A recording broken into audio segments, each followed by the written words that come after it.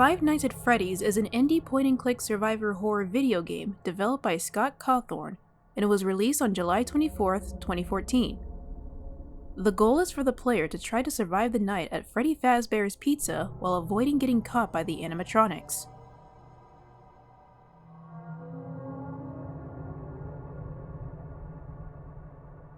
After Freddy Fazbear's Pizzeria is closed in 1987 because of the bite of '87, the company reopened the pizzeria in a less dangerous place. The gameplay takes place in 1993 when the murder happens again. William Afton returns to kill 5 children again, and he puts their corpses into the animatronics. Mike Schmidt applies for the new security guard for the pizzeria. Mike spends 5 nights at the pizzeria. After the 5th night, Mike got his payment of $120. Mike also spends 2 more nights, but after the 7th night, Mike is fired. And the reason is Mike's tampering with the animatronics. The restaurant must have been closed after that.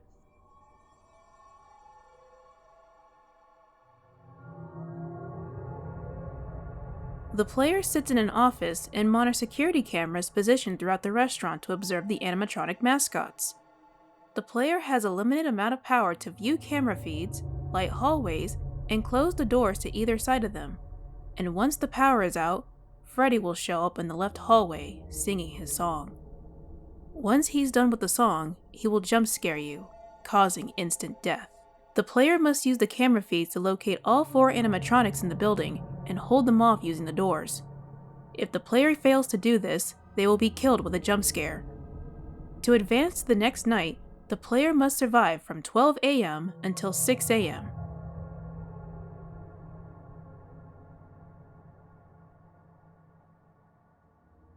Five Nights at Freddy's received positive reviews from critics. Indie Game Magazine praised Five Nights at Freddy's for its simple take on the horror genre, noting that its artistic direction and gameplay mechanics contributed to a feeling of brutal tension, worsened by how a player may be familiar with similar restaurants such as Chuck E. Cheese's, and that it's an incredibly terrifying experience to try to save yourself from the single jump scare that ends the game. In conclusion, Five Nights at Freddy's was considered a fantastic example of how cleverness in design and subtlety can be used to make an experience terrifying. However, the game was criticized for taking too long to load when launched.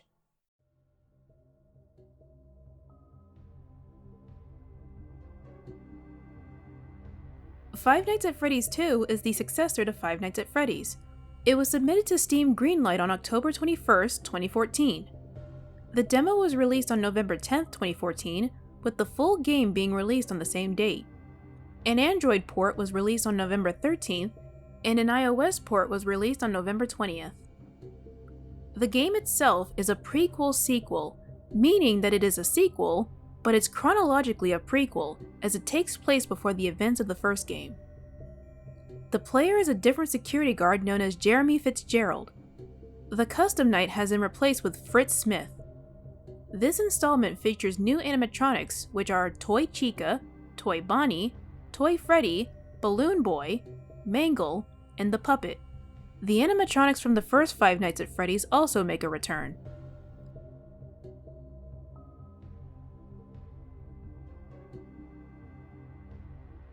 The player assumes the role of Jeremy Fitzgerald, a new security guard at Freddy Fazbear's Pizza. An unnamed employee calls Jeremy on the office phone each night to provide advice and information about the restaurant's backstory. He explains that the new and improved restaurant has introduced new animatronics, which has special facial recognition software and access to a criminal database to protect the children from potential harm. Despite these features, the robots were not programmed with the proper night mode. When they detect silence, their programming tells them that they are in the wrong room, and they seek out to the nearest source of noise to find people to entertain, which happens to be Jeremy's office. The voice from the phone also explains that older animatronics reside in the restaurant, but as the restaurant company opted to redesign the characters, they are kept for spare parts in a decrepit form. As the game progresses, the voice mentions rumors surrounding the restaurant, and later reveals it to be the subject of a police investigation. Atari-styled minigames provide insight into the restaurant's troubled past, implying it was the site of the murder of multiple children by a nameless individual represented by a purple figure. On the game's 5th night, Jeremy is informed by the voice on the phone that the restaurant has been put on lockdown due to an unspecified event, to make sure no employees, present or former, can enter or leave. He also mentioned that the restaurant's daytime security has a vacancy, and Jeremy may be promoted to it. Jeremy receives a check at the end of the 5th night, dated November 1987, revealing that the game is a prequel to the first installment. On the 6th night, the voice on the phone informs Jeremy that the restaurant has been shut down for undisclosed reasons, albeit mentioning someone's use of a spare yellow suit and the malfunction of the restaurant's animatronics. The voice mentions that he plans to take over for Jeremy as the restaurant's nighttime security guard when it reopens, and that Jeremy will work a daytime shift for a birthday party the following day. A newspaper is shown upon the night's completion that announces the restaurant's closure, stating that the newly redesigned animatronics will be scrapped, but their older counterparts will be saved for when the restaurant reopens, leading to the events of the first game. On the 7th custom night, the player acts as a new character named Fred Smith. Upon completing this night, Fritz is fired for tampering with the animatronics and odor.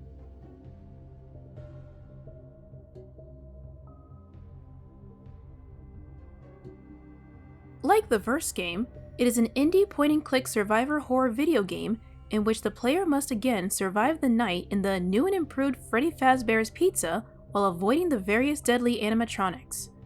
There are 6 brand new animatronics, as well as deteriorated versions of the original 5 from the first game, totaling the amount to 11. There are several major differences in the game's mechanics compared to the first, most notably the removal of the doors and the addition of the empty Freddy Fazbear head.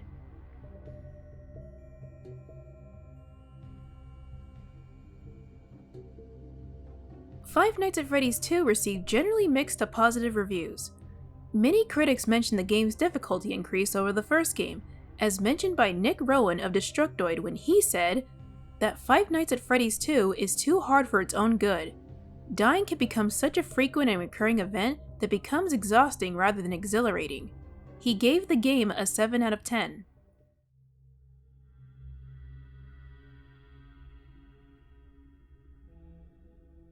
Five Nights at Freddy's 3 is the 3rd installment in the Five Nights at Freddy's series. It was teased on ScottGames.com via a shadowy image of an unknown animatronic with the text stating, "I am still here," as early as January 2015. It was released suddenly on March 2nd, 2015. It appears to be an authentic sequel to the Five Nights at Freddy's games, unlike its predecessor, Five Nights at Freddy's 2, which is a prequel sequel. It takes place in a haunted amusement park attraction, similar to the Freddy Fazbear's Pizza it is based on. It puts you, the player, in the shoes of the security guards it is based on for the sake of authenticity. The game features a new animatronic, new phantom animatronics, and a new maintenance system.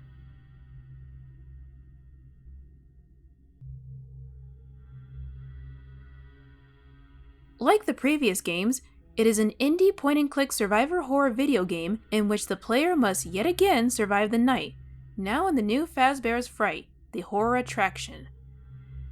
In this game, there are no doors or lights, and the player must rely on playing audio and sealing off vents to survive, as well as utilizing a maintenance panel to reboot any systems which happen to go offline.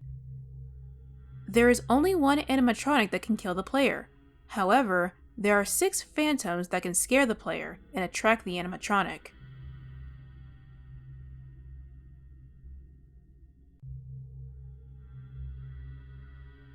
The player assumes the role of a newly hired employee at Fazbear's Fright, a horror-themed attraction inspired by Freddy Fazbear's Pizza, the family restaurant that closed 30 years prior.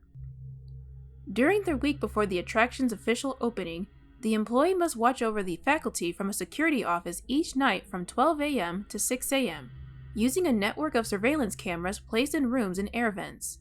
They must monitor the status of 3 operating system cameras, audio, and ventilation, and reboot them whenever they begin to malfunction. Camera problems cause the camera feeds to become obscured by static, and if ventilation fails, the employee's vision begins to black out.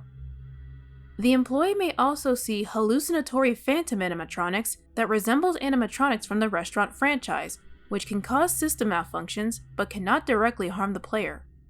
On the second night, The staff at Fazbear's Fright uncovers an older, deteriorated rabbit-like animatronic named Springtrap. The employee must thereafter prevent it from entering the office and killing them. The team also found a series of instructional cassette tapes, recorded by Phone Guy from the first game. I wanted to record a message for you to help you get settled in on your first night. I actually worked in that office before you. I'm finishing up my last week now, as a matter of fact, so I know it can be a bit overwhelming, but I'm here to tell you there's nothing to worry about. You'll do fine. Hello? Welcome to your new career as a performer/entertainer for Freddy Fazbear's Pizza. These tapes will provide you with much-needed information on how to handle/climb into/climb out of mascot costumes. The second night's tapes instructs employees on how to operate spring-lock suits, which can function as both animatronic and a costume for humans. The third night's tape discusses a safe room, an additional emergency room that is not included in the digital map layouts programmed in the animatronics or the security system. This room is hidden to customers, invisible to animatronics, and is always off-camera. However, recordings on later nights discourage the use of the suits. The recording on the fourth night states the suits are no longer considered suitable for employees, following an unfortunate incident at the sister location involving multiple and simultaneous spring lock failures. To replace the faulty suits, the recording states that temporary costumes would be provided, although questions about their appropriateness should be avoided. The recording which plays during the fifth night reminds employees that the safe room is for employees only and that customers should never be taken there. Also, after discovering that one of the special suits was noticeably moved, it reminds employees that the suits are considered unsafe to wear. Atari-style minigames that are playable between nights provide insight into the restaurant's lore. The first 4 nights minigames depict animatronics from the previous 2 games, following a dark purple animatronic before being violently disassembled by a purple figure, the serial killer that was previously seen in the minigames of Five Nights at Freddy's 2. In the fifth night's minigame, the ghosts of the figure's victims corner him, and he seeks protection by hiding inside a yellow suit. However, the suit's spring lock mechanism fails, crushing the man in the process, and the children fade away, leaving the figure to seemingly bleed to death. It is implied that the suit is now possessed by the spirit of the figure, which became Springtrap. Unlike the previous games, Five Nights at Freddy's 3 contains 2 endings, depending on whether the player has found and completed all the hidden minigames within the main game. Some of these are only available on specific nights, while others can be accessed during any night. The bad ending is attained by completing the game without completing all the hidden minigames, and shows a screen depicting of the heads of 4 of the 5 animatronics from the first game with lit up eyes, along with one head that is obscured by darkness where only the glowing eyes are visible, speculated to be Golden Freddy's head. Completing all the hidden minigames before completing the game earns the good ending, which is the same screen as described previously, but with the animatronic's eyes not lit up and with the one obscured head missing. This screen has been speculated to suggest the souls of children killed by the purple figure and possessing the restaurant's animatronics have been put to rest. In the sixth Nightmare Night, an archive recording states that all Freddy Fazbear's Pizza location safe rooms will be permanently sealed, instructing employees that they are not to be mentioned to family, friends, or insurance representatives. When the night is completed, a newspaper clipping reveals that Fazbear's Fright was destroyed in a fire shortly after the events of the game, and that any salvageable items from the attraction are to be auctioned off. However, brightening the image reveals Springtrap in the background, implying its survival. This is the end of Part 1. We'll get to the rest of the series in Part 2. Be sure to leave a like, comment, subscribe, and hit that notification bell to see more.